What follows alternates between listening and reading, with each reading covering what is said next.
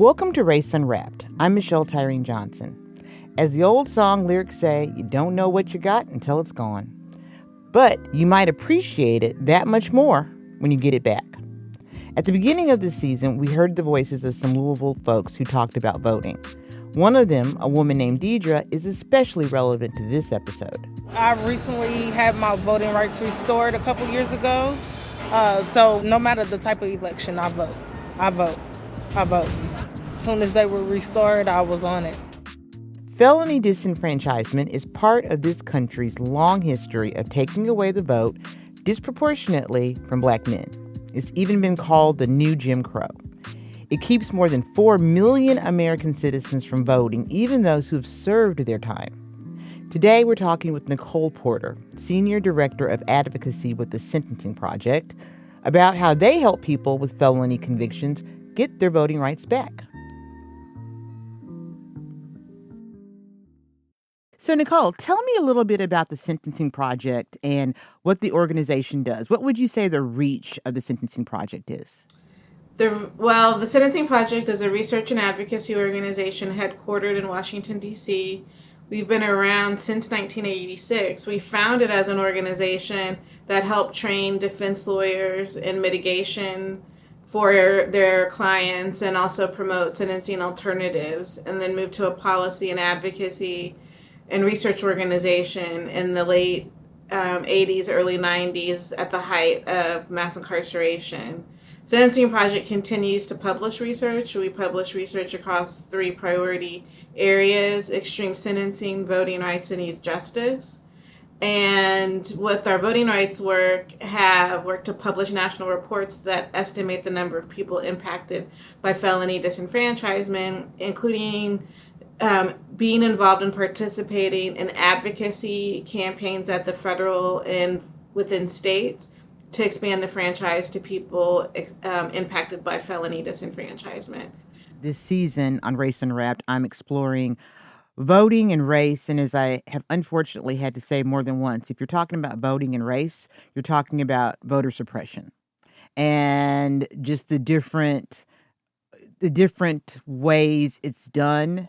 I mean, we may not have the poll tax or the literacy test, or are those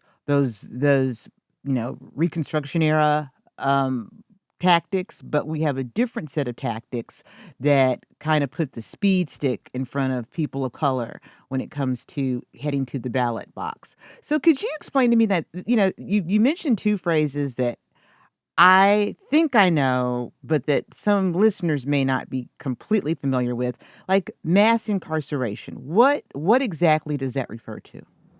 It refers to the scale of incarceration, particularly in the United States, in 1973 and through today, where the scale of incarceration has increased significantly and situates the United States as an outlier compared to other Western and modern democracies in terms of the rate of incarceration that we disappear people to here.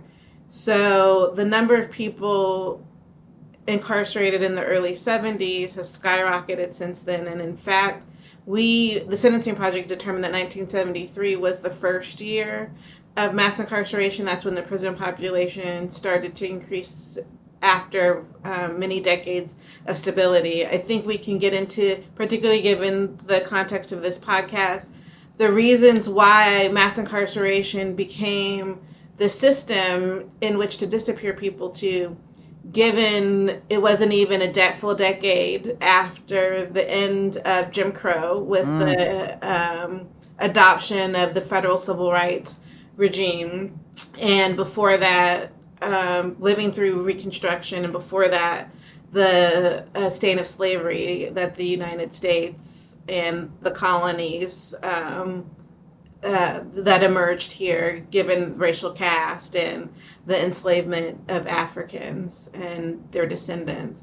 So mass incarceration is without a doubt the system at which the racial caste system continues to live. It's a through line from previous systems of racial oppression in the United States. There are other systems, the Ta-Nehisi Coates' exploration around reparations a few years ago. He looked at housing in that long form article with the Atlantic. There are other systems at which so racial caste continues to thrive in the United States, and certainly mass incarceration and the criminal legal system apparatus that really works to ensnare targets black residents, ensnare them in the criminal legal system, and disappear them behind jails and prisons for a period of time, extracting them from the larger community, extracting them from their families, and then in some communities relegating them to lifetime civil penalties, which can be very severe, including the loss of voting rights, but also legal discrimination if you have a felony, legalized discrimination in employment, housing, and other forms of civic life. So that is what we mean by mass incarceration. Man, and that's a great definition, and it explores and covers so much. And you said a word that is so important here, and this is the word target, right? Targeting people of color, men of color, women of color too, Black but people specifically. black people And I think specifically. the people of color has expanded as the country has become more multiracial, and there were multiracial communities even before the sort of continued expansion of communities of color in the United States here. But specifically following the Civil War, following Reconstruction, and the emergence of Jim Crow, there was a use of criminal and civil law to target black residents and to minimize their citizenship in the United States. So it's something to be concrete about, particularly since we're in a period now of erasing history and minimizing history. I'm trying not to do a snap and clap and say that, because that would be very unprofessional. But I gotta testify and signify, because you're right, and I don't use people of color lightly myself. I mean, I just know that there are more than us, as in black people. But with every area of anything related to voter suppression, every expert I talk to, every book I read, every article I read, it's black people. It's the history of keeping black people from voting. That's the template for keeping everybody else from voting. I think that's the thing. Yes, in the work that I do, I am certainly encouraged by connecting with activists and advocates who are working to raise the issues around certain communities, multiracial communities' experience when it comes to incarceration in the criminal legal system. And that is nothing to minimize in 2024 and beyond.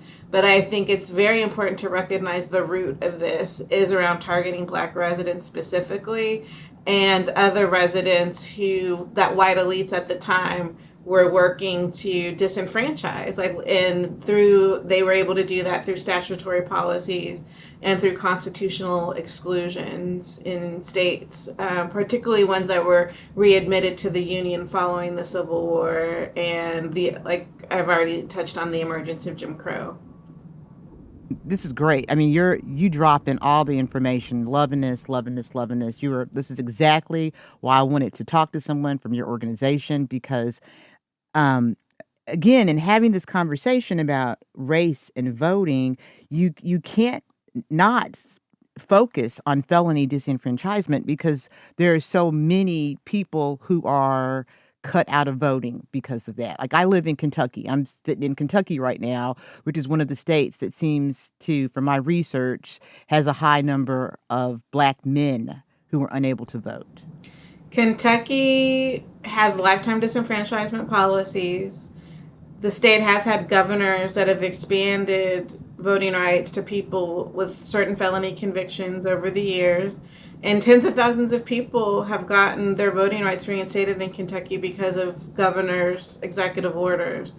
But the Constitution does need to change. And there's been, at this point, a long effort, a multi-year effort to try to change the Constitution. It's a tough road in Kentucky to change the Constitution. It has to go through the legislature, and then it would be placed on the ballot for, majority vote to change the Constitution, expanding the franchise to residents with felony convictions in the state. And it's been tough. Ever since I've been working on the Sentencing Project and I started working here in 2009, we've partnered with Kentucky groups, including the Kentucky League of Women Voters, and now ABLE, Advocacy Based on Lived Experience, which is a formerly incarcerated-led group in Kentucky that's very strong and is doing great work, as well as the grassroots group Kentuckians for the Commonwealth.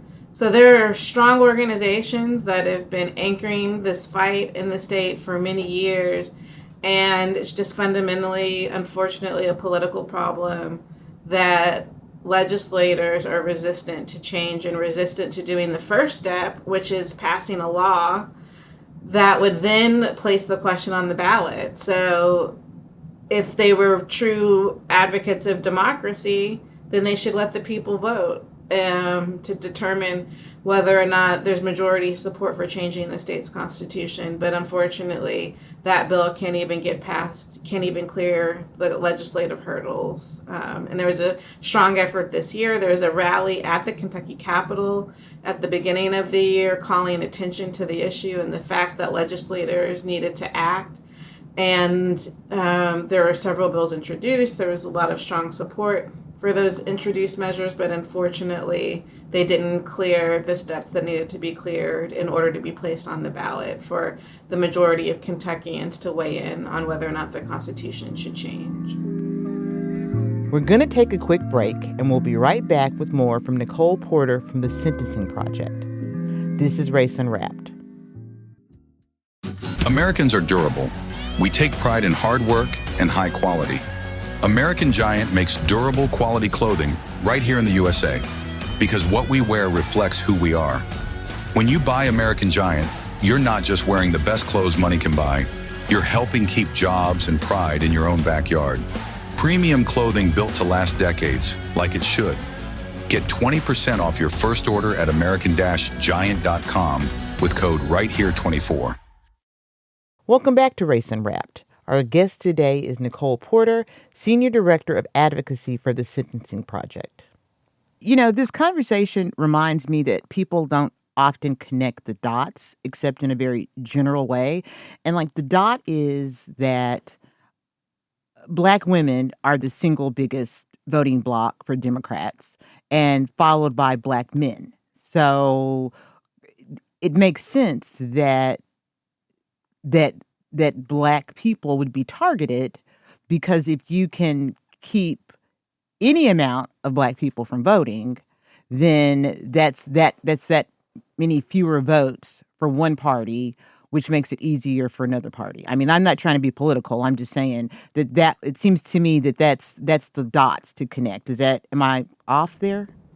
Well, I think the history of using felony as a proxy for Blackness to exclude Black residents from the electorate, starting with Black men following the Civil War, including Black women when women got the vote in 1919, wasn't about party. It was about minimizing or eliminating Black residents' participation in the franchise because of a dehumanization of Black residents, period.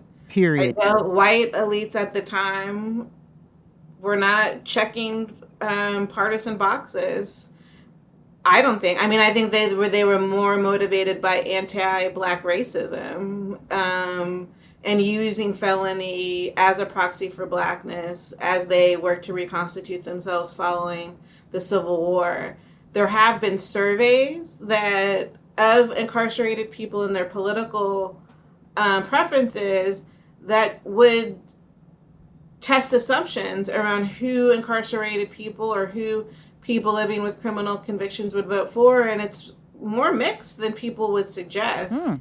Even though I'm sure lawmakers make assumptions about who would benefit when expanding the franchise, which is I think, a weakness, a failure of lawmakers who are in a position to act on these questions, that it's not about who people should vote for, whether or not you are supportive of pro-democracy um, policies that work to expand the franchise, guarantee people's access to the ballot, whether or not they have felony convictions or not.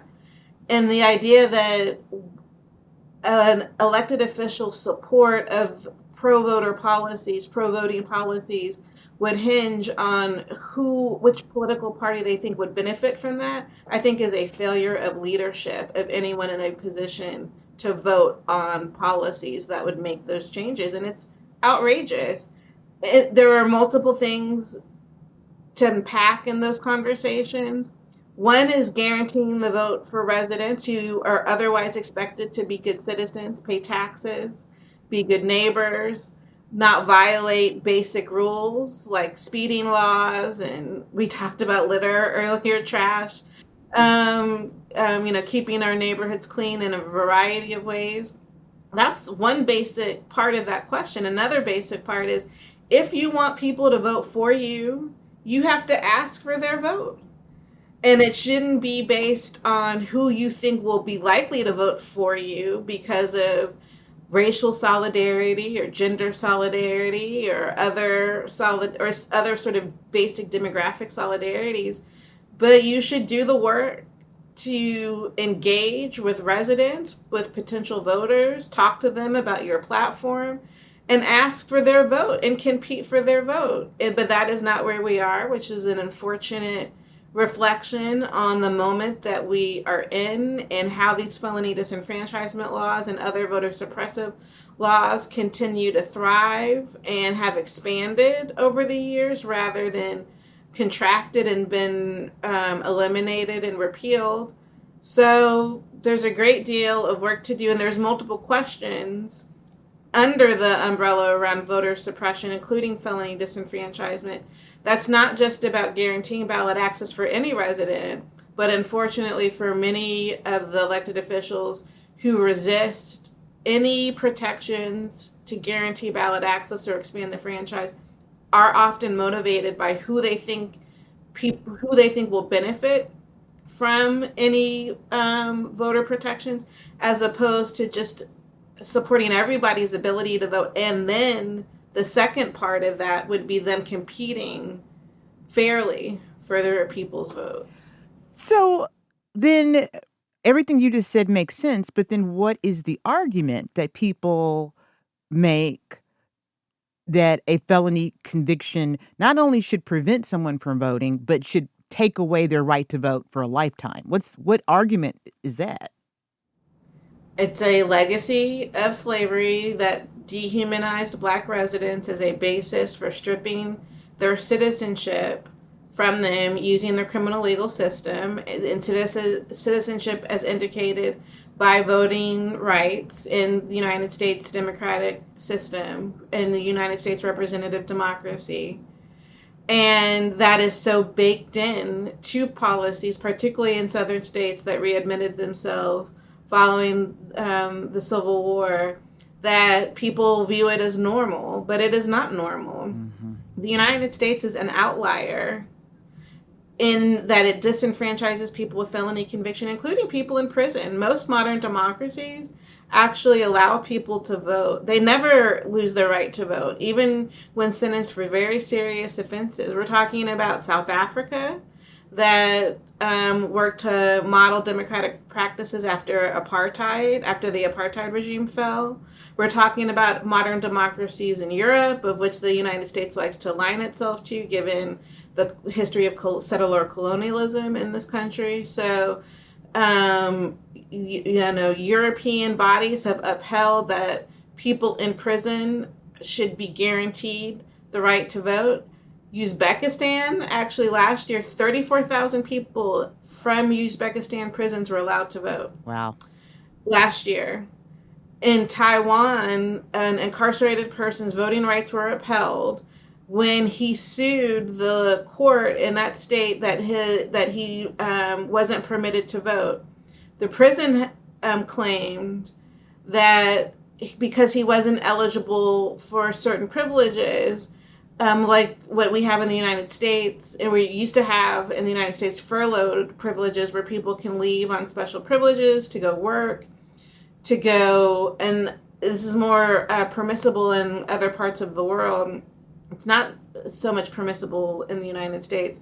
But, people in Taiwan who are in prison can leave to join family events, like go to funerals, go to weddings, work.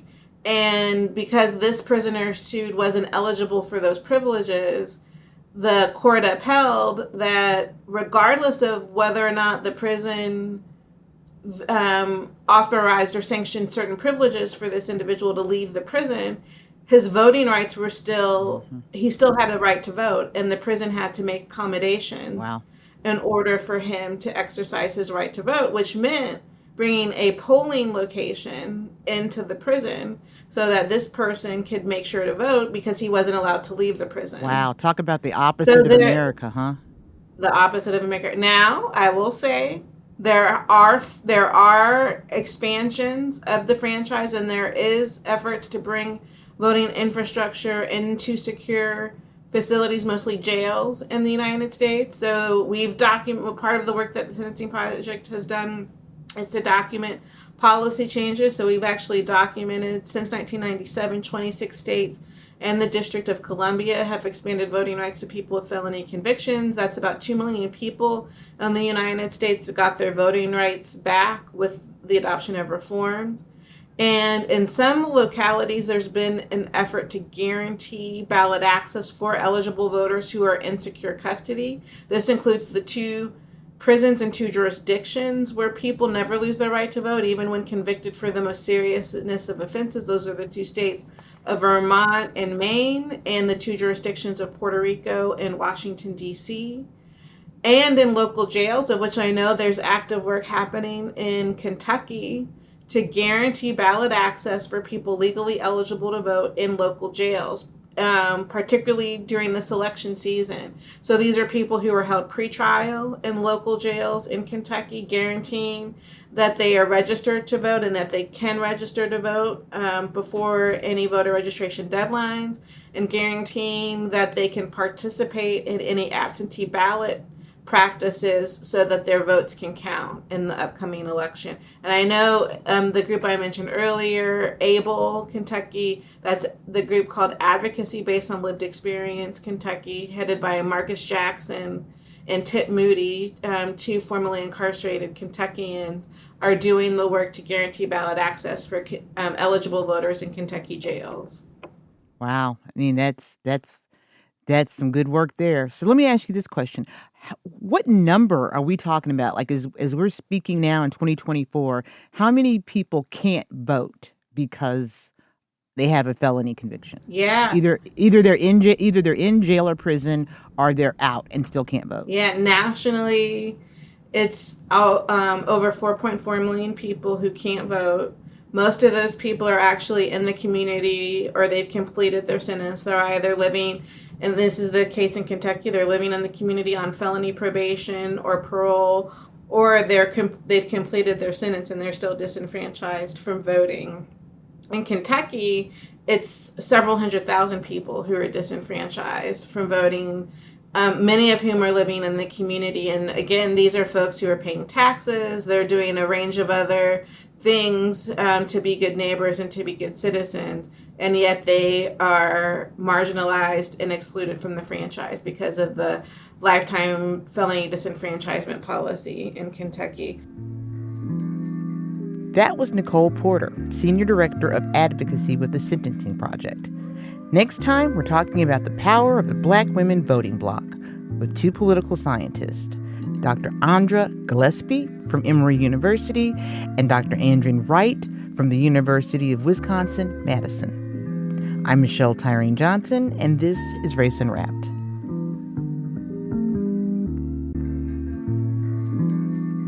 Race Unwrapped is produced by Michelle Tyreen Johnson for Louisville Public Media. Alex Biscardi is our audio engineer.